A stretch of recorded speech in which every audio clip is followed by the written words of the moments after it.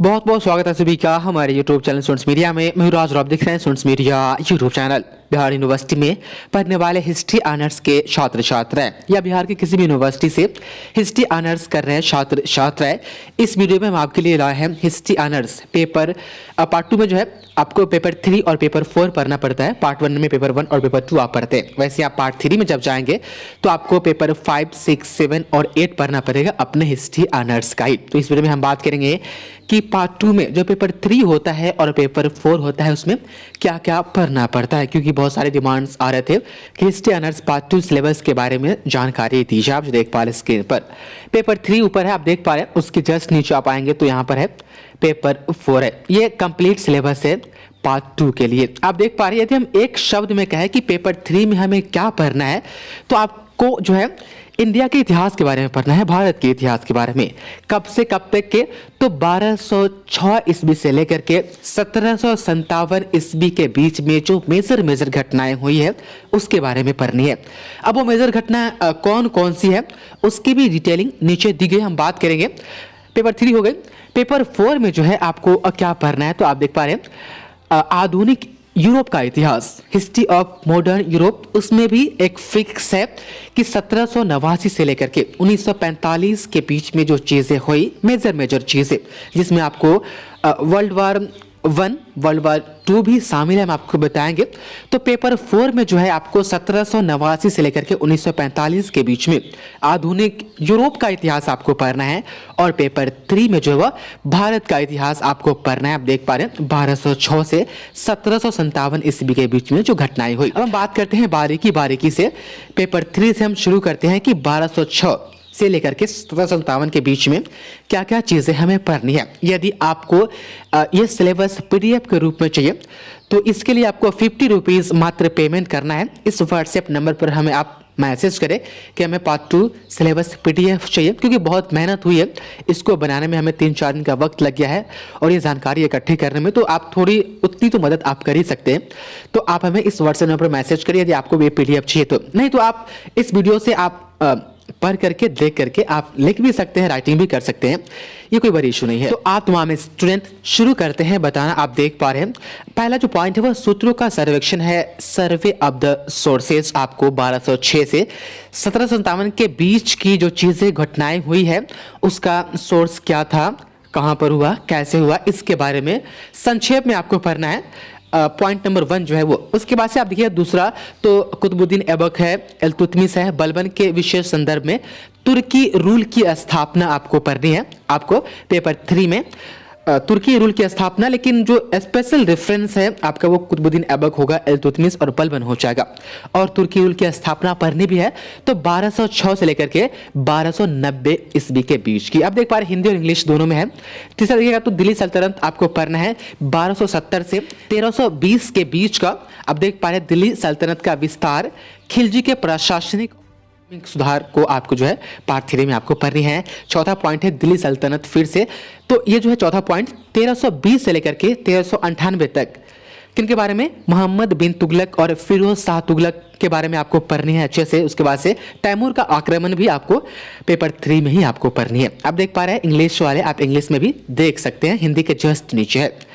5वां है आपको जो पढ़नी है पेपर 3 में, विजयनगर साम्राज्य और बहमनी साम्राज्य का उदय कैसे हुआ, पूरा डिटेल में आपको पढ़ना है। छठा है कि लोधी और मुगलों का आगमन कैसे हुआ भारत में, वो आपको पढ़नी है। आप देख पा रहे हैं 7वां है दिल्ली सल्तनत के प्रशासनिक ढांचे का विकास कैसे हुआ, वो आपको पढ़नी है। 8वां है दिल्ली सल्तनत के समय का समाज और धर्म किस तरीके से था, कैसा रिलेशन था, किस तरह की थॉट थी, वो सभी चीज़ें आपको पेपर 3 में ही पढ़नी है। उसके बाद से 9 है कि मुगल शासन की स्थापना आपको पढ़नी है। उसमें से बाबर और हुमायूं के बारे में आपको एकदम कंप्लीट जानकारी आपको लेनी है, पेपर 3 में आपको ये पढ़नी है। देखिए अगर हम बुक की बात करें तो बुक आपको पेपर 3 के ही लगभग 4 से 5 बुक हो जाएंगे यदि हम बुक की बात करें तो। और ये सवाल हमसे आप पूछते हैं कि बुक कौन कौन सी है बुक पर है, तो फिर इसकी जानकारी आपको संबंधित प्रोफेसर से ही लेनी होगी। हमने बहुत मुश्किल से ये सिलेबस जुटाई है यूनिवर्सिटी से। आप देख पा रहे हैं 10वां में क्या पढ़ना है आपको, शेर शाह के बारे में पढ़ना है। दूसरे अफगान साम्राज्य की स्थापना कैसे हुई, प्रशासनीय रूल उस वक्त का क्या था, एडमिनिस्ट्रेशन, वो आपको पढ़नी है। 11वां है अकबर के बारे में आपको पढ़ना है, साम्राज्य का विस्तार किस तरीके से किए, राजपूत के साथ धार्मिक नीति संबंध उस वक्त क्या था। यहाँ पर आप देख पा रहे हैं रेफरेंस जो है आपका अकबर है। उसके बाद से मिली जुली संस्कृति का उदय कैसे हुआ वो आपको पढ़नी है। 12 में देखिएगा तो जहांगीर के अधीन मुगल साम्राज्य, शाहजहां और औरंगजेब के बारे में आपको पढ़नी है, और इस बीच में किस तरीके से कंटिन्यूटी थी और चेंजेस हुए वो आपको पढ़नी है। पॉइंट भी नीचे दिया गया है, आप देख पाए हैं राजपूतों के साथ संबंध आपको पढ़ना है, डिकैन साम्राज्य के साथ संबंध कैसा था, औरंगजेब के संदर्भ में धार्मिक नीति कैसी थी वो आपको पढ़ना है। इसमें जो है जहांगीर है आपका, शाहजहां और औरंगजेब, ये 3 स्पेशल डिफरेंस को लेकर के ये पॉइंट आपको यहाँ पर दिया गया है ताकि आपको समझ में आए कि किससे रिलेट करके ये चीज़ें आपको पढ़नी है। उसके बाद देखिएगा 13 में तो मुगल साम्राज्य और उत्तर पश्चिमी के संबंध कैसे थे वो आपको पढ़नी है। 14 है शिवाजी प्रशासन के तहत मराठों का उदय किस तरीके से हुआ वो आपको पढ़नी है। पेपर 3 में ये पेशवाओं के अधीन मराठा 1707 ईस्वी से 1761 ईस्वी के बीच कैसे थे वो आपको पढ़नी है पेपर 3 में ही। देखिएगा 16 नंबर पॉइंट तो मुगल प्रशासन, राज्य का सिद्धांत, प्रशासन संरचना, वित्तीय संसाधन, भू राजस्व प्रणाली, ये आपको पेपर 3 में ही पढ़नी है। 17 आप देखिए तो कल्चरल डेवलपमेंट आप यहाँ पर देख पा रहे हैं, ये तो पढ़नी है। साथ ही आपको आर्किटेक्चर, लिटरेचर के बारे में आपको पढ़नी है। 18 आप देख पा रहे हैं भारत में यूरोपीय शक्तियों का विकास किस तरीके से हुआ, ये आपको पढ़नी है। तो ये सभी चीजें है कि कब से कब तक का पढ़ना है, कब से कब तक के बीच का, तो साफ साफ ऊपर ही दे दिया गया है 1206 से लेकर के 1757 के बीच में जो ये चीजें हुई आप देख पा रहे, जो पॉइंट दिए गए हैं ये सभी चीजों के बारे में पढ़ना है। तो पेपर 3 में ये आपको पढ़ना है। अब हम आगे आते हैं, आप देख पा रहे हैं पेपर 4 में आपको जो आधुनिक यूरोप के इतिहास के बारे में जो पढ़नी है 1789 से 1945 के बीच। तो आप देख पा रहे हैं पहला पॉइंट है फ्रांसीसी क्रांति आपको पढ़ना है, जिसमें आपको कारण के बारे में, उसका स्वरूप कैसा था, उसके बाद से राष्ट्रीय भाषा की उपलब्धियां, आतंक का क्षेत्र, ये सभी पॉइंट आपको पेपर 4 में पढ़ने हैं फ्रांसीसी क्रांति के अंदर। दूसरा है नेपोलियन युग आपको पढ़ना है। नेपोलियन युग का उदय कैसे हुआ, फ्रांस और यूरोप में उनका योगदान नेपोलियन का क्या था, उसके पतन का कारण क्या था, ये आपको पढ़नी है। तीसरा जो है वियना के बारे में आपको पढ़नी है, वियना की कांग्रेस के बारे में। वियना जो है ऑस्ट्रिया की कैपिटल है। आप देख पा रहे हैं यूरोप की संयुक्त व्यवस्था के बारे में आपको पढ़नी है। आप देख पा रहे हैं चौथा है प्रतिक्रिया और क्रांति, मतलब कि रिएक्शन एंड रेवोल्यूशन आपको पढ़ना है। भूमध्य क्रांति के बारे में आप देख पा रहे हैं भूमध्य क्रांति वो भी कब से कब तक दिया गया है, 1830 से लेकर के 1848 के बीच की। पांचवा देख पा रहे हैं नेपोलियन थर्ड के बारे में फुल्ली पूरा उनके डेट ऑफ बर्थ से लेकर के डेट ऑफ एंड तक, मतलब कि डेट ऑफ डेट तक आपको पढ़नी है नेपोलियन थर्ड के बारे में। अब देख पा रहे हैं छठा है आधुनिक यूरोप में पूंजीवाद का उदय और विकास कैसे हुआ, ये आपको पढ़ना है। सातवां इटली और जर्मनी का एकीकरण जो है वो आपको पढ़नी है पेपर 4 में।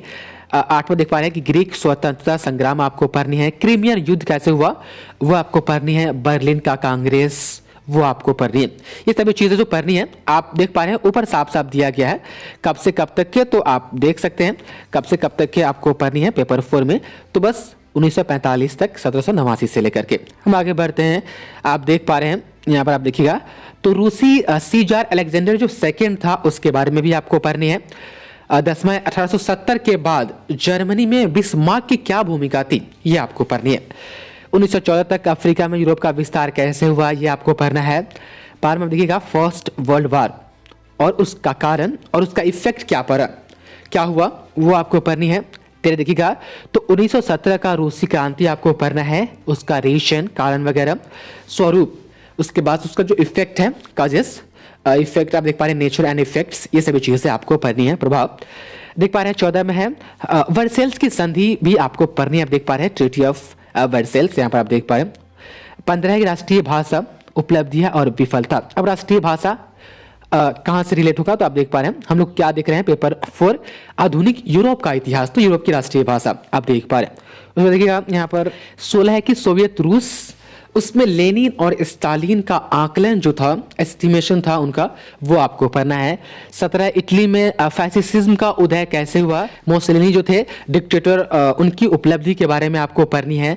साथ ही आप देख पा रहे हैं 18 जर्मनी में नाजीवाद का उदय कैसे हुआ, हिटलर की उपलब्धि क्या थी, ये आपको पढ़नी है। और 19वां है द्वितीय विश्व युद्ध क्यों हुआ, उसका क्या रीजन था, ये आपको पढ़नी है पेपर 4 में। तो इस तरीके से पेपर 3 और पेपर 4 पार्ट 2 हिस्ट्री अनर्स तमाम छात्र छात्राओं के लिए सिलेबस था जो मैंने कोशिश की आप तक पहुंचाने की। बहुत बहुत शुक्रिया आपका इस वीडियो को देखने के लिए।